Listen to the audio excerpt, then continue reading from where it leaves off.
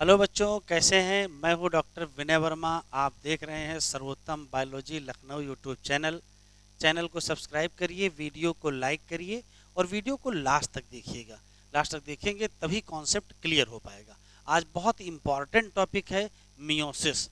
एक question exam में कम से कम मियोसिस टॉपिक से जरूर आता है। ठीक है, तो मियोसिस में सबसे पहला इंट्रोडक्शन ये रहा है कि किसी पर्टिकुलर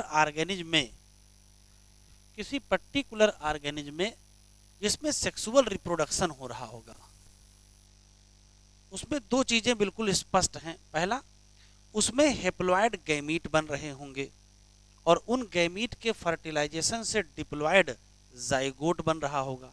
अब सवाल यह है कि ये हेप्लॉइड गैमीट कहाँ से आए, जबकि जो बनाने वाली एक स्पेशल सेल है जिसका नाम मियोसाइट है वो डिप्लॉइड होती है। तो किसी भी डिप्लॉइड ऑर्गेनिज्म में हेप्लॉइड गैमीट बनते हैं और फर्टिलाइजेशन के बाद डिप्लॉइड जाइगोट बनता है, फिर डिप्लॉइड ऑर्गेनिज्म होता है। इसका मतलब कोई ना कोई तरीका होगा जिससे गैमीट हेप्लॉइड बनते होंगे। वो स्पेशल डिवीजन जिससे एक डिप्लॉइड सेल से हेप्लॉइड सेल बनाई जाती है, उसी को क्या कहते हैं, मियोसिस, या इसी को कहते हैं रिडक्शन डिवीजन। रिडक्शन डिवीजन क्यों? क्योंकि क्रोमोसोम नंबर हाफ हो रहे हैं। तो किसी भी सेक्सुअली रिप्रोड्यूसिंग ऑर्गेनिज्म की खास बात है कि सेक्सुअल रिप्रोडक्शन के दौरान हेप्लॉइड गैमीट फर्टिलाइजेशन करके डिप्लॉइड जाइगोट बनाते हैं। लेकिन हेप्लॉइड गैमीट पहले बनेंगे ना, बनेंगे कैसे? किसी एक स्पेशल सेल से बनेंगे जिसका नाम मियोसाइट, और वो स्पेशल डिवीजन जिससे हेप्लॉइड गैमीट बनते हैं उसका नाम मियोसिस, या उसी का नाम क्या है, रिडक्शन डिवीजन। एक क्वेश्चन तो ये है। अब अगला सवाल जरा देखिए, बहुत इंपॉर्टेंट है। मियोसिस की खास बात यह है कि मियोसिस में दो फेज होती हैं। एक होती है मियोसिस फर्स्ट और एक होती है मियोसिस सेकंड। मियोसिस फर्स्ट में 2n से क्या बन जाती हैं, n की दो सेल बन जाती हैं, मतलब डिप्लॉइड से हेप्लॉइड। लेकिन मियोसिस सेकंड में n से ही दो सेल, n से ही दो सेल, n सेल। अंततः क्या होगा कि यदि एक सेल मियोसिस करेगी तो 4 हेप्लॉइड सेल मिलेंगे, जिसमें फर्स्ट मियोसिस का जब एंड होगा तो 2 हेप्लॉइड मिलेंगे और सेकंड मियोसिस का जब एंड होगा तो 4 हेप्लॉइड सेल मिलेंगे। लेकिन क्या होता है, जरा पीछे चल के देखते हैं। होता कुछ ऐसे है कि मियोसिस फर्स्ट के पहले होती है इंटरफेज, और इंटरफेज में होता है G1 S और G2। मान लेते हैं कोई पर्टिकुलर सेल अभी डिप्लॉइड है, वो G1 फेज में है और उसमें डीएनए का कंटेंट 2C है। फिर वो S फेज में जाएगी, S फेज में भी क्रोमोसोम का नंबर 2n ही रहेगा, लेकिन डीएनए का कंटेंट 4C हो जाएगा। फिर G2 में जाएगी, डीएनए कंटेंट, क्रोमोसोम नंबर अभी भी 2n ही रहेगा, लेकिन डीएनए कंटेंट क्या हो जाएगा, 4C हो जाएगा। फिर देखो क्या हुआ, ये हुई पहले मियोसिस, 2n से बन गया क्या, 2nn की सेल बन गई या 2 हेप्लॉइड सेल बन गई। लेकिन 4C से बेटा देखो क्या हो गया, 2C। ये भले ही हेप्लॉइड है लेकिन डीएनए कंटेंट यहाँ क्या है, 2C। फिर होगी इंटरकाइनेसिस। इंटरकाइनेसिस वो फेज है जिसमें डीएनए का रेप्लिकेशन नहीं होता है, मतलब क्रोमोसोम की संख्या n से अभी n ही रहेगी और डीएनए का कंटेंट 2C से अभी भी 2C रहेगा। लेकिन अब होगी मियोसिस सेकंड। जब मियोसिस सेकंड होगी तो n से 2n की ही सेल बनेंगी, n से 2n की ही सेल बनेंगी, लेकिन 2C से क्या हो जाएगा, C हो जाएगा। तो कंक्लूजन आप याद रखिए, क्या कंक्लूजन ये है कि अगर गैमीट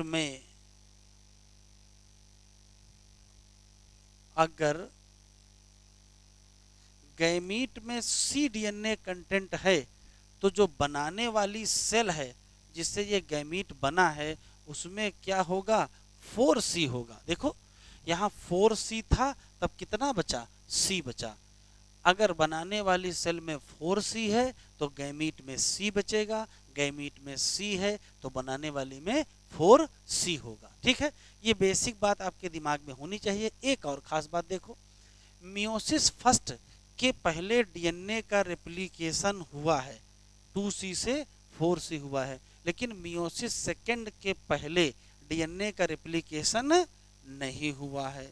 तो एक बात और समझ लीजिए, मियोसिस फर्स्ट के पहले डीएनए का रेप्लिकेशन होता है, मियोसिस सेकेंड के पहले डीएनए का रेप्लिकेशन नहीं होता है। इसका मतलब कंप्लीट मियोसिस में डीएनए का रेप्लिकेशन केवल एक बार होता है। लेकिन सेल का डिवीजन देखो, सेल का डिवीजन दो बार, एक बार ये मियोसिस फर्स्ट और एक बार ये मियोसिस सेकेंड। तो कंक्लूसिव अगर हम बात करें कि किसी पर्टिकुलर मियोसिस में दो बार न्यूक्लियस का डिवीजन, दो बार साइटोप्लाज्म का डिवीजन, लेकिन एक बार डीएनए का रेप्लिकेशन। मियोसिस फर्स्ट जब कंप्लीट होगी तो 2 हेप्लॉइड सेल मिलेंगी, लेकिन मियोसिस सेकेंड जब कंप्लीट होगी तो 4 हेप्लॉइड सेल मिलेंगी। देखते हैं आगे।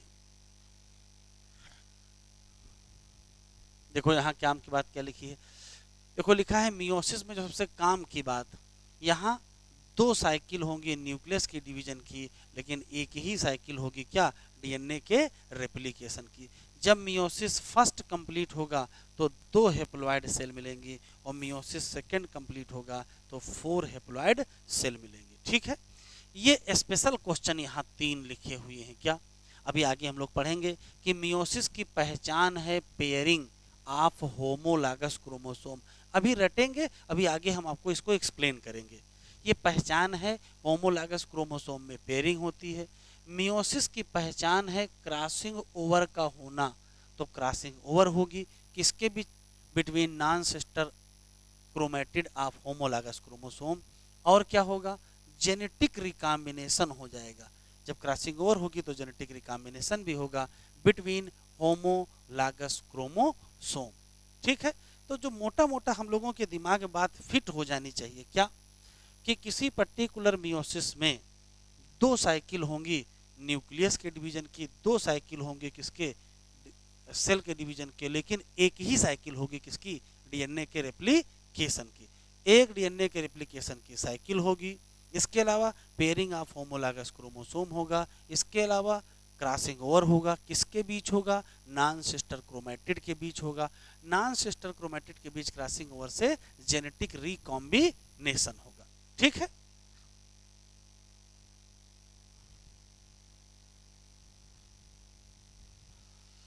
तो जो बेसिक बातें हमको समझ में आ गई हैं क्या।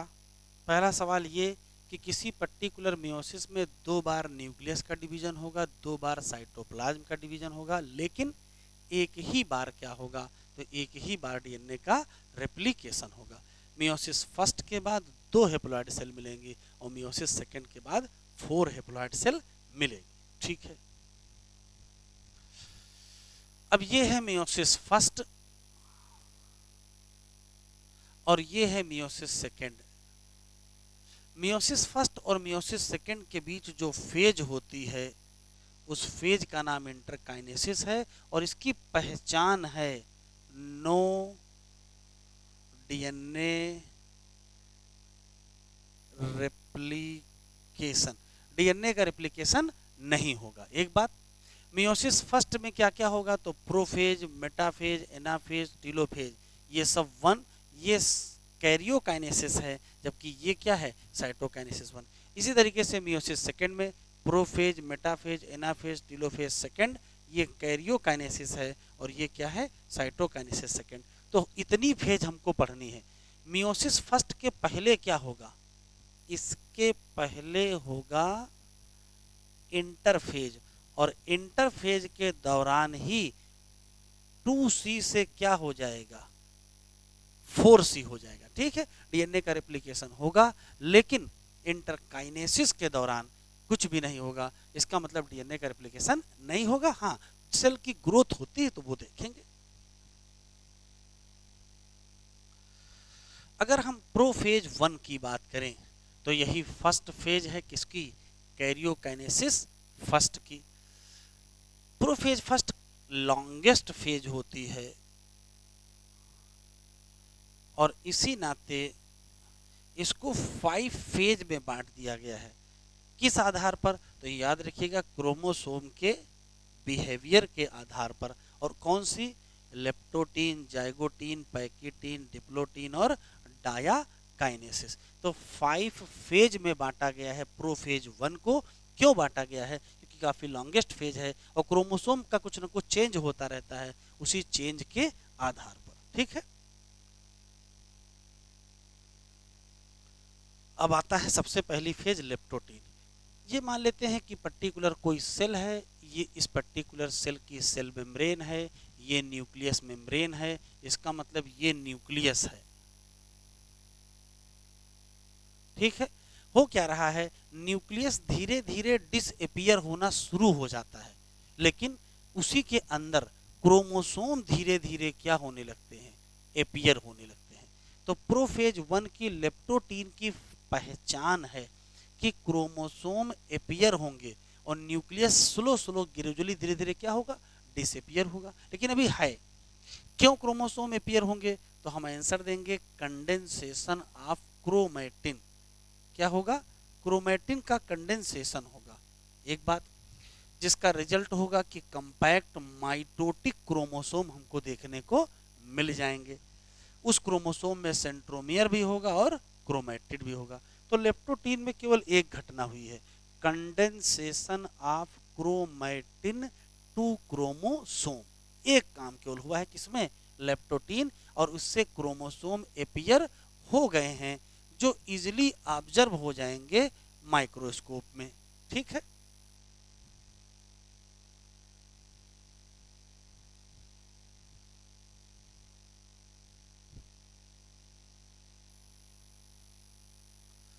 Chromosome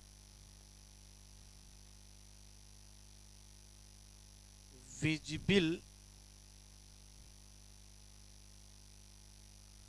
under light microscope. Light microscope में देखेंगे तो क्रोमोसोम हमको दिखाई पड़ जाएंगे। ठीक है, एक और खास बात, आगे बढ़ते हैं। जब हम जाइगोटीन में जाएंगे तो देखो होगा क्या, जो क्रोमोसोम हैं उनकी पेयरिंग होगी। तो पहला जो इंपॉर्टेंट क्वेश्चन है वो ये है, पेयरिंग ऑफ क्रोमोसोम। और जो क्रोमोसोम पेयर में आते हैं उनको कहते क्या है, होमोलागस क्रोमोसोम।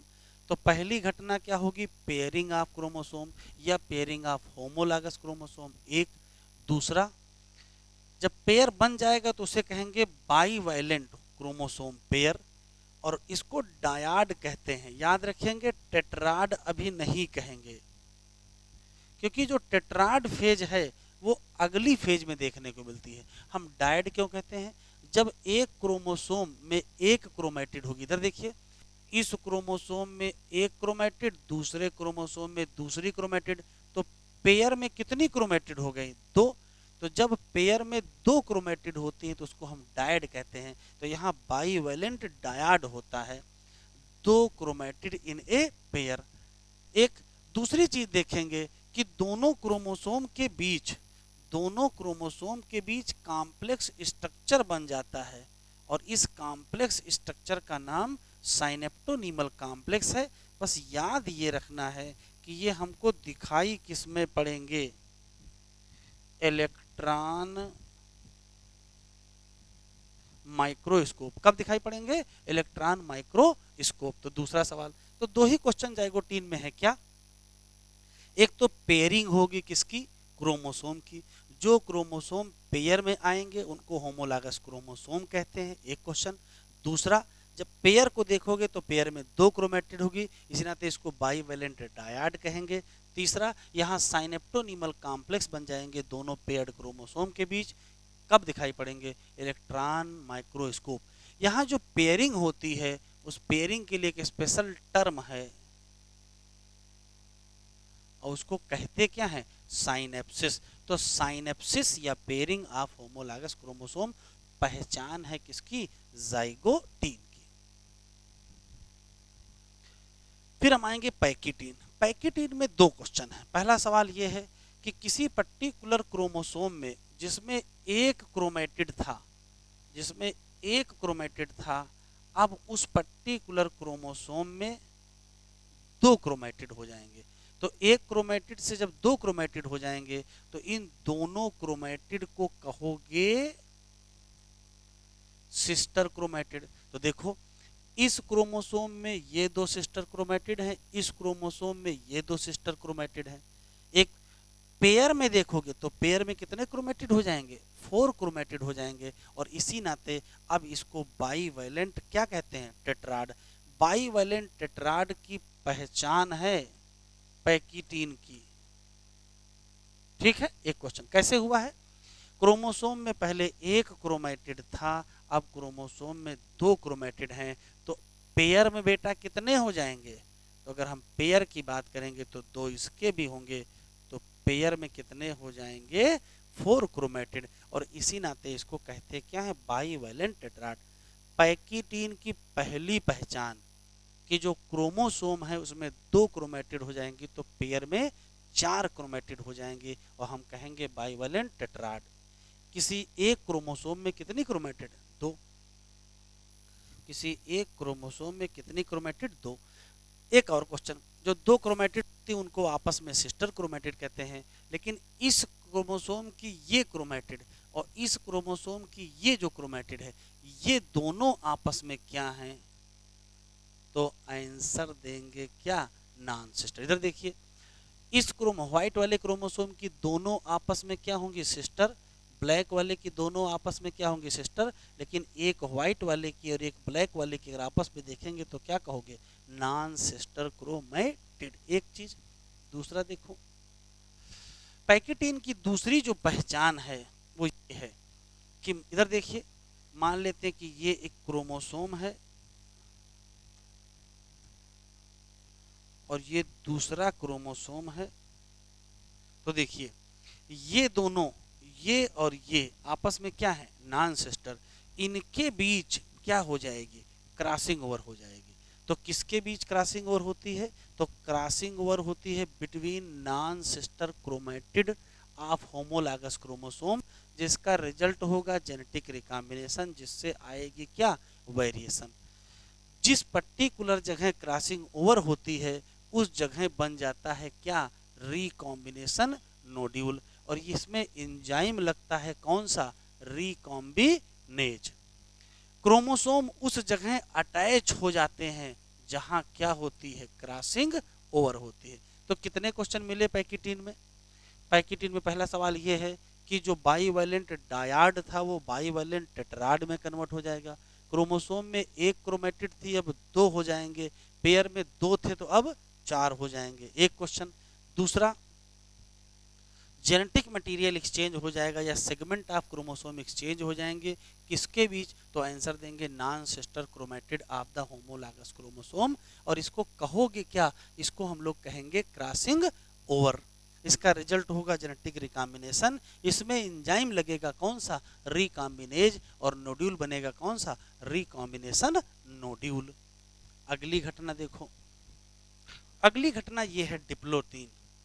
डिप्लोटीन में जो सबसे पहला काम होगा वो ये, इधर देखिए, आपको थोड़ा बहुत याद हो तो ये क्रोमोसोम थे ऐसे,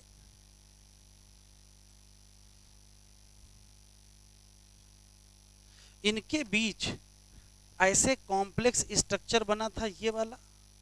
इस कॉम्प्लेक्स स्ट्रक्चर का नाम क्या था, साइनेप्टोनीमल कॉम्प्लेक्स। तो सबसे पहला काम क्या करेंगे, डिजोल्यूशन करेंगे, किसका, साइनेप्टोनीमल कॉम्प्लेक्स।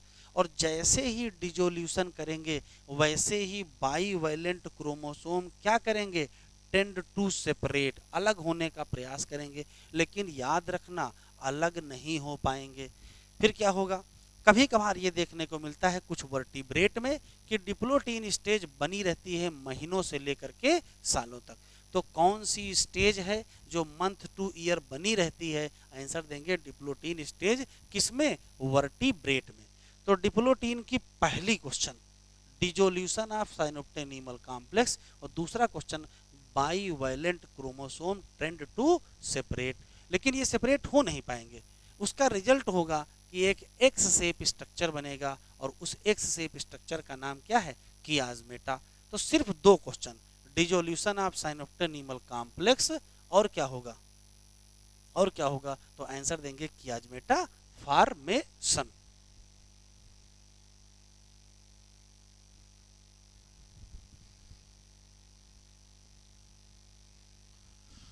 तो डिप्लोटीन के बाद हम लोग जो फेज देखेंगे वो होंगी डायाकाइनेसिस। ध्यान रखिएगा, डिप्लोटीन में बाईवैलेंट क्रोमोसोम अलग होने का प्रयास करते हैं लेकिन अलग नहीं हो पाते हैं, एक सवाल। दूसरा, अब चूंकि ये प्रोफेज की लास्ट फेज है तो देखो इसमें क्या होगा, डिसएपियर हो जाएगा। अभी देखिए दो लाइनें नहीं बनाया हूं, इसमें सिर्फ सेल मेम्ब्रेन ही बनी है। न्यूक्लियस, न्यूक्लियोलस, न्यूक्लियर एनवेलप और सेल ऑर्गेनेल सब के सब क्या हो जाएंगे, डिसएपियर। क्योंकि और कंडेंसेशन लगभग लगभग क्या होगा, कंप्लीट हो चुका होगा। एक और खास बात होगी, जो सेंट्रोसोम हैं वो पोल की तरफ जाएंगे, ये भी पोल की तरफ जाएगा, ये भी पोल की तरफ जाएगा, और दोनों के बीच स्पिंडल फाइबर बनने लगेंगे। और ये क्या बन रहा है, तो हम कहेंगे एपियरेंस होगा किसका, मियोटिक स्पिंडल अपरेटस। तो मियोटिक स्पिंडल अपरेटस का एपियरेंस भी हमको देखने को मिलेगा। डायाकाइनेसिस में केवल तीन घटनाएं हैं, डिसएपियरेंस हो जाएगा न्यूक्लियस, न्यूक्लियोलस, न्यूक्लियर मेम्ब्रेन और सेल ऑर्गेनेल। एपियरेंस हो जाएगा मियोटिक अपरेटस का, इसके साथ क्या होगा, कंडेंसेशन ऑलमोस्ट कंप्लीट हो जाएगा। फिर आ जाएंगे मेटाफेज वन। याद रखिएगा ये मेटाफेज वन है, तो मेटाफेज वन की दो केवल पहचान है। देखो ये है बाईवैलेंट क्रोमोसोम,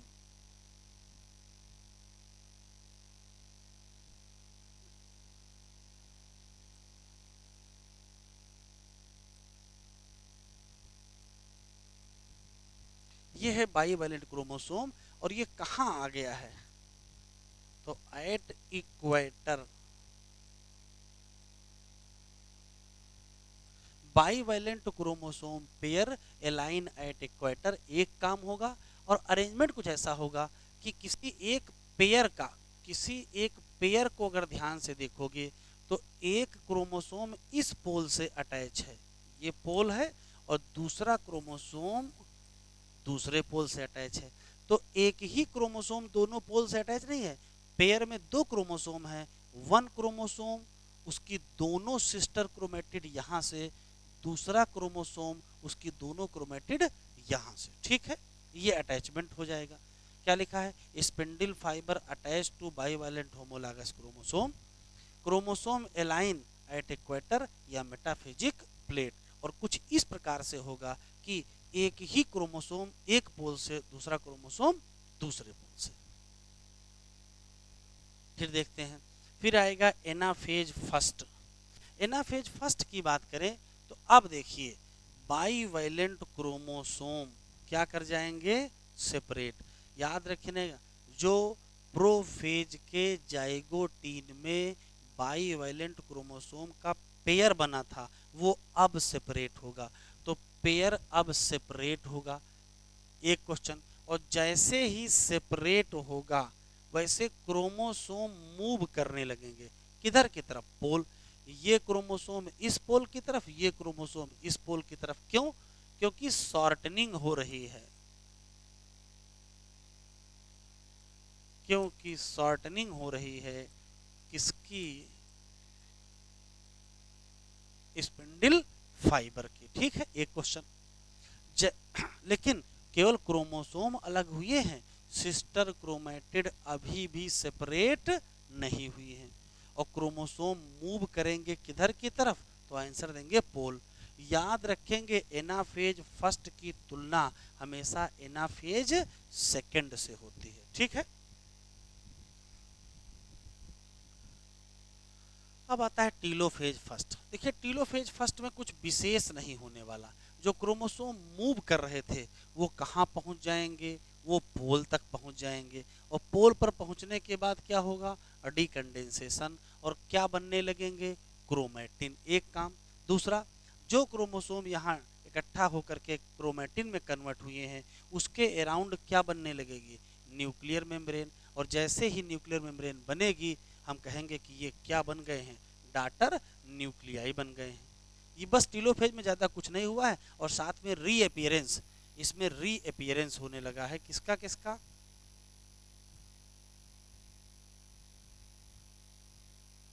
रीअपियरेंस हुआ है न्यूक्लियस का, न्यूक्लियोलस का और आर्गेनेल। तो रीअपेरेंस होगा न्यूक्लियस, न्यूक्लियोलस और लेसर आर्गेनेल का, और क्रोमोसोम से डिकंडेंसेशन होकर के क्या बनने लगेंगे, क्रोमैटिन। आगे देखते हैं। फिर होगी टीलोफेज 1 के बाद साइटोकाइनेसिस 1, और कुछ नहीं होगा, ये एक डॉटर न्यूक्लियाई, ये एक डॉटर न्यूक्लियाई, ऐसे बंटवारा हो जाएगा। जैसे ही बांटेंगे, एक डॉटर सेल ये बनेगी, एक डॉटर सेल ये बनेगी, दो डॉटर सेल बनेंगी, दोनों हेप्लॉइड होंगी, और इसको कहेंगे क्या, डायड ऑफ सेल। फिर होगी इंटरकाइनेसिस, सॉरी डायाकाइनेसिस, डायाकाइनेसिस नहीं, फिर होगी इंटरकाइनेसिस।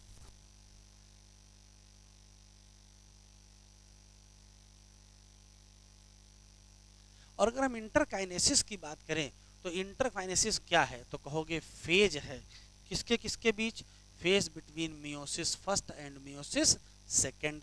इस दौरान क्या होता है, सेल की ग्रोथ होती है, लेकिन क्या नहीं होता है, तो आंसर देंगे डीएनए का रेप्लिकेशन नहीं होता है। चलिए आगे बढ़ते हैं। अब आएगी मियोसिस सेकंड। अगर हम मियोसिस सेकंड की बात करें तो मियोसिस सेकंड बिल्कुल सेम होती है, कैसे, एज ए माइटोसिस। और इसमें क्या होता है, इसमें प्रोफेज सेकंड होता है, मेटाफेज सेकंड होता है, एनाफेज सेकंड होता है, और टीलोफेज सेकंड होता है। क्या होता है, पहले 2n से क्या बना है, दो हेप्लॉइड सेल बन गई, इतना तो ये मियोसिस फर्स्ट में हुआ है, लेकिन इस एन से फिर दो हेप्लॉइड सेल, इससे फिर दो हेप्लॉइड सेल, तो दो हेप्लॉइड सेल से 4 हेप्लॉइड सेल बनेगा। ये जो काम है यही क्या है, मियोसिस सेकंड है। देखो क्या क्या होगा, प्रोफेज सेकंड होगा, तो जब प्रोफेज सेकंड होगा तो क्रोमोसोम दिखाई पड़ जाएंगे। ये नियम है कि जब जब प्रोफेज होता है क्रोमोसोम एपियर हो जाते हैं, लेकिन जैसे ही मेटाफेज होगा तो दो घटनाएं होंगी, स्पिंडल फाइबर अटैच हो जाएंगे, किससे, क्रोमोसोम से। और अटैचमेंट बहुत विशेष रहा, देखो इस क्रोमोसोम को अगर ध्यान से देखोगे तो ये सिस्टर क्रोमेटिड इस पोल से अटैच है, और ये सिस्टर क्रोमेटिड इस, एक ही क्रोमोसोम दोनों एक ही क्रोमोसोम दोनों पोल से अटैच है। One sister chromatid one pole, other sister chromatid other pole. जबकि मेटाफेज फर्स्ट में क्या था, दोनों सिस्टर क्रोमेटिड एक ही पोल से अटैच थे, ठीक। एनाफेज में क्या होगा, एनाफेज में होगा ये कि देखिए,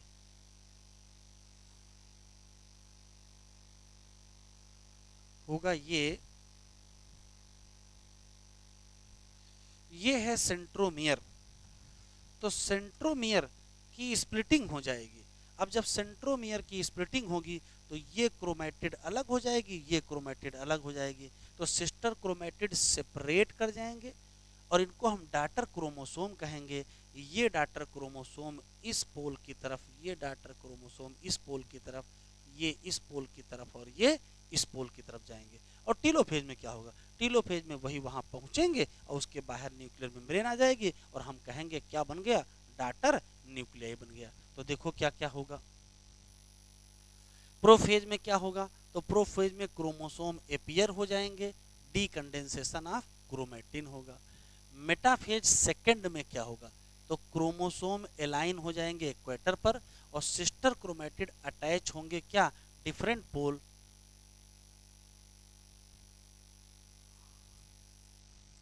spindle fibre attach to chromosome,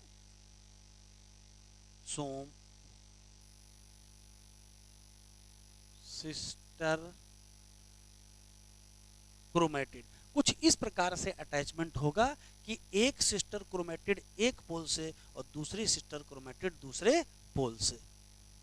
anaphase second की पहचान है स्प्लिटिंग ऑफ सेंट्रोमियर, और फिर सेपरेशन हो जाएगा किसका, सिस्टर क्रोमेटिड का। और फिर टीलोफेज सेकंड में वही कहानी, डाटर क्रोमोसोम कहाँ पहुंच जाएंगे, पोल पर, क्रोमोसोम से क्रोमेटिन बनेगा, न्यूक्लियर मेम्ब्रेन एपियर हो जाएगी अराउंड क्रोमेटिन, जिससे डाटर न्यूक्लियाई बनेगा, और रीअपेरेंस हो जाएगा किसका, सेल ऑर्गेनेल। आखिरी में क्या होगा, आखिरी में होगा cytokinesis.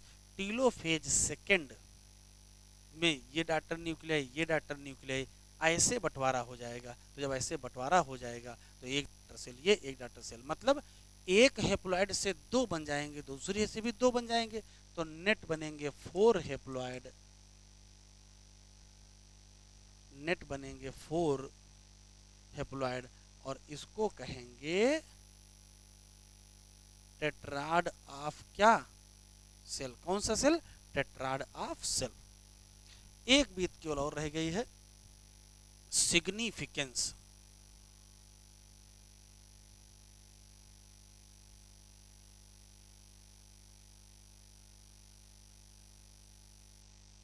Significance of meiosis. Meiosis का केवल एक सिग्निफिकेंस है, क्या,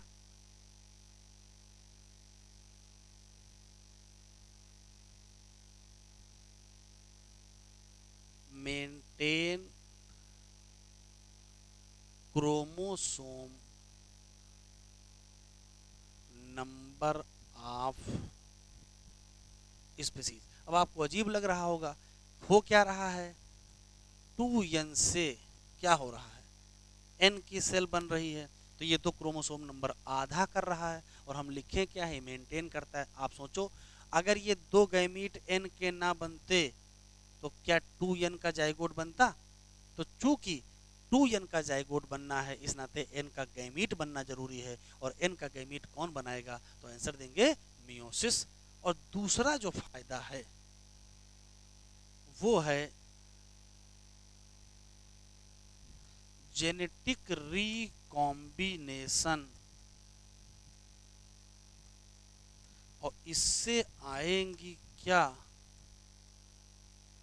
वेरिएशन, और उससे होगा क्या, इवोल्यूशन। सिर्फ दो, genetic number, chromosome number of species को मेंटेन कौन करेगा, तो कहेंगे मियोसिस, और जेनेटिक रिकॉम्बिनेशन करके, वेरिएशन करके इवोल्यूशन कौन करेगा, तो भी आंसर कह देंगे मियोसिस। ठीक है, अब हमने पूरी तरीके से पढ़ लिया है, अब इसको हम लोग एनसीईआरटी से कंप्लीट कर लेते हैं।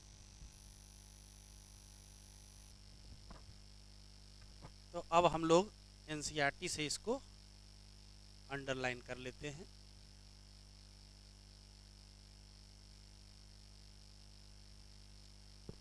मियोसिस में लिखा देखिए, the production of offspring by sexual reproduction. इसमें हमेशा फ्यूजन होता है दो गैमीट, और दोनों में होता है haploid set of chromosome.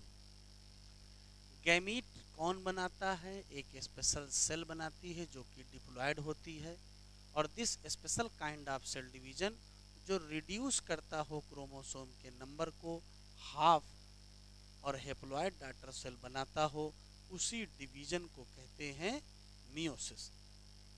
Meiosis सुनिश्चित करता है production of haploid phase in sexually reproducing organism, जबकि फर्टिलाइजेशन की जिम्मेदारी है कि रीस्टोर करो किसको, डिप्लॉइड फेज को। मियोसिस हमको कब देखने को मिलेगा, गेमेटोजेनेसिस, और इसमें हमको क्या मिलेगा, हेप्लॉइड गैमीट। ये 4 पॉइंट जो मियोसिस के लिखे बहुत इंपॉर्टेंट हैं, और अक्सर इसमें से कोई ना कोई पॉइंट नीट में आ ही जाता है।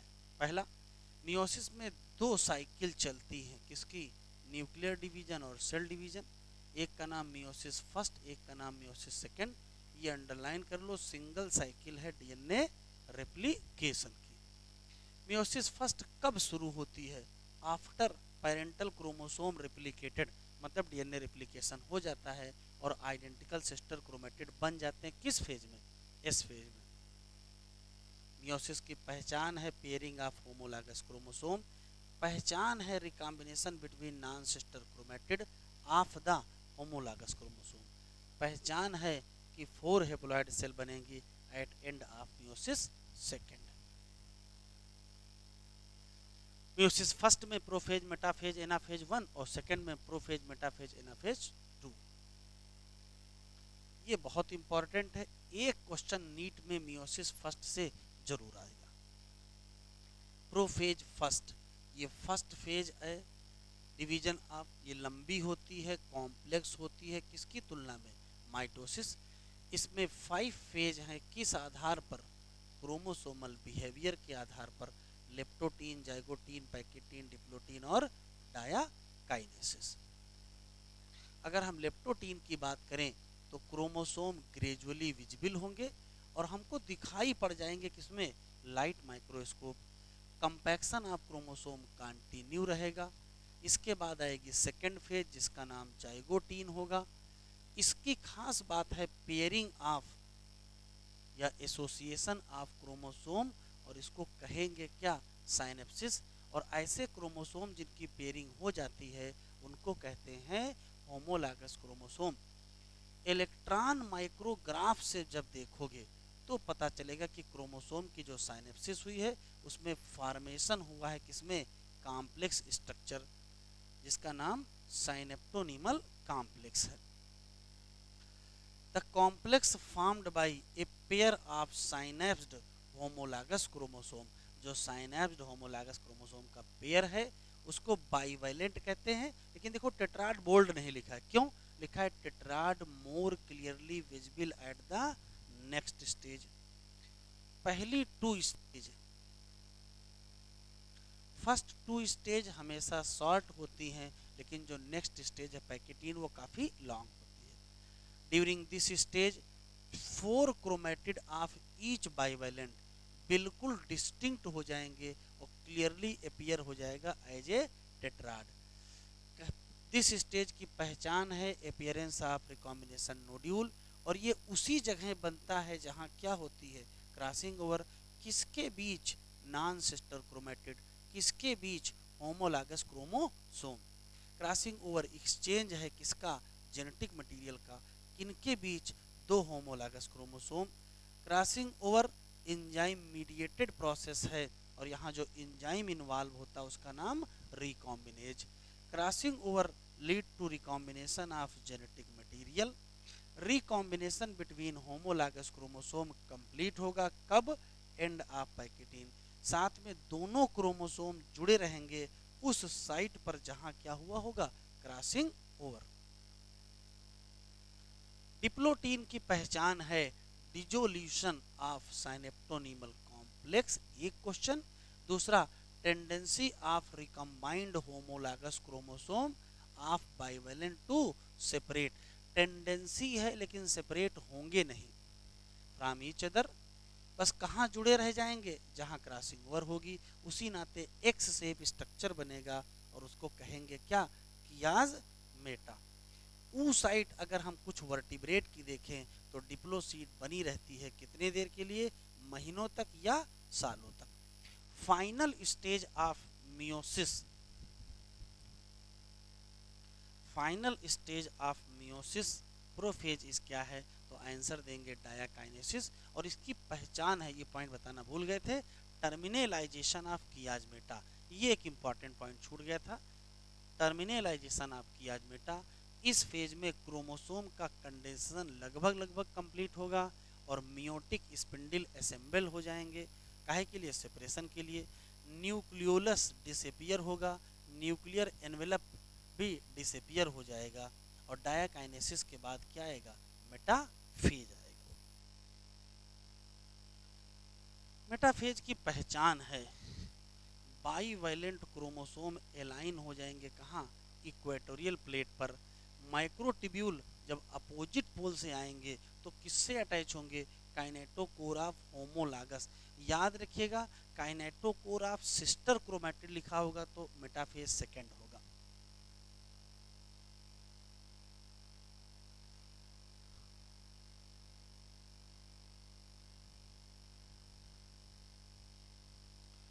एनाफेज फर्स्ट की अगर हम बात करें तो होमोलॉगस क्रोमोसोम सेपरेट, की सिस्टर क्रोमेटिड अभी भी क्या है, एसोसिएट है।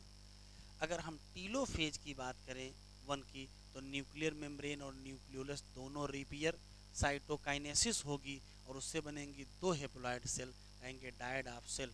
इन मेनी केसेज क्रोमोसोम क्या जाएंगे, डिस्पर्सन में जाएंगे, लेकिन do not reach to extremely, क्यों, जल्दी ही अभी इंटरकाइनेसिस के बाद प्रोफेज सेकेंड आएगी। Stage between two meiotic division is called interkinesis, और जनरली क्या होती है, ये शॉर्ट लिव्ड होती है और इस दौरान रिप्लिकेशन नहीं होता है। इंटरकाइनेसिस के बाद आएगी prophase second. Meiosis second meiosis second में prophase second initiated immediately after cytokinesis before chromosome fully elongated. Chromosome का पूरी तरीके से डीकंडेंसेशन हो नहीं पाया था, तब तक क्या हो जाएगी prophase second. In contrast to meiosis first, meiosis second बिल्कुल कैसी है, नॉर्मल माइटोसिस जैसी है। न्यूक्लियर मेम्ब्रेन फिर से डिसअपियर होगा और क्रोमोसोम फिर से क्या हो जाएंगे, अपीयर हो जाएंगे। मेटाफेज सेकंड, क्रोमोसोम एलाइन हो जाएंगे कहाँ, इक्वेटर पर। बस microtubule from opposite pole of spindle get attach to, देखो क्या लिखा है, kinetochore of sister. Sister chromatid से अटैच हो तो मेटाफेज सेकंड, होमोलॉगस क्रोमोसोम से अटैच हो तो मेटाफेज फर्स्ट। एनाफेज फर्स्ट की पहचान है, it begin with simultaneous splitting of centromere of each chromosome. और उससे होगा क्या कि जो क्रोमेटिड है वो सेपरेट हो जाएंगे, वो मूव करेंगे कहाँ, pole, due to shortening of microtubule of the kinetochore. फिर आएगा टीलोफेज सेकंड। और अगर टीलोफेज सेकंड की हम बात करें तो इसमें क्या होगा, दो ग्रुप ऑफ क्रोमोसोम फिर से पहुंच जाएंगे, न्यूक्लियर एनवेलप से घिर जाएंगे, साइटोकाइनेसिस होगी और बनेंगे टेट्राड ऑफ सेल, मतलब 4 हेप्लॉइड डॉटर सेल। सिग्निफिकेंस देखो, मियोसिस वो मैकेनिज्म है जो कंजर्व करती है specific chromosome number of species. क्यों, क्योंकि ये हेप्लॉइड गैमीट बनाती है। अगर हेप्लॉइड गैमीट ना बने तो क्या डिप्लॉइड जाइगोट बन पाएगा, नहीं बन पाएगा। वो अलग बात है कि ये रिडक्शन ऑफ क्रोमोसोम करती है, तो रिडक्शन करके ही नंबर को रीस्टोर करती है। इसमें जेनेटिक वेरिएबिलिटी आती है एक जनरेशन से अदर जनरेशन, और वेरिएशन जरूरी है किसके लिए, इवोल्यूशन के लिए। ठीक है बच्चों, तो आज हम लोगों ने ये मियोसिस कंप्लीट कर लिया है। अब हम लोग अगले लेक्चर पर ह्यूमन फिजियोलॉजी स्टार्ट करेंगे और breathing and exchange of gases का फर्स्ट लेक्चर देंगे। बाय बाय बच्चों।